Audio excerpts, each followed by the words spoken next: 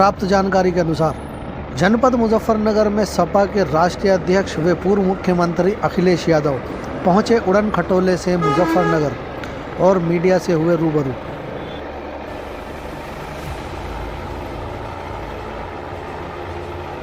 भारत की अर्थव्यवस्था दुनिया में 5वें नंबर का दावा करती है, विश्व गुरु बनने का दावा करती है।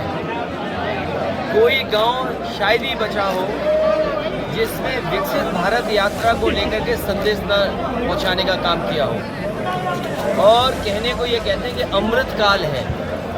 अगर ये अमृत काल है, आप दुनिया की 5वीं अर्थव्यवस्था बन गए हैं, हमारा किसान क्यों धरना दे रहा है? किसान क्यों दुखी है? किसान क्यों परेशान है?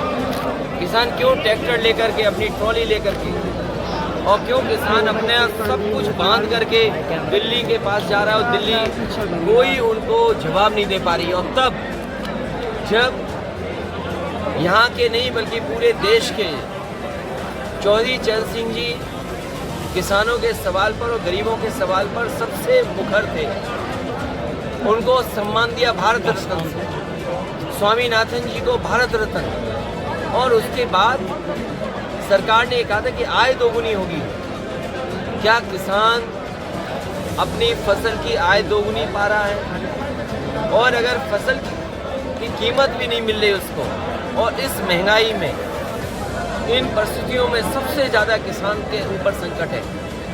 जिस तरीके से मल्टीनेशनल कंपनियां या विदेश की कंपनियां दबाव बना रही हैं बीज को लेकर के, अनाज को खरीदने को लेकर के, अपने बाजार को कब्जा करने के शक्ल में मैं उदाहरण दे सकता हूँ। चीनी का क्षेत्र है, ये अलग सवाल है। किसान को गन्ने की क्या कीमत मिले आज की महंगाई में, सरकार को आगे आना चाहिए।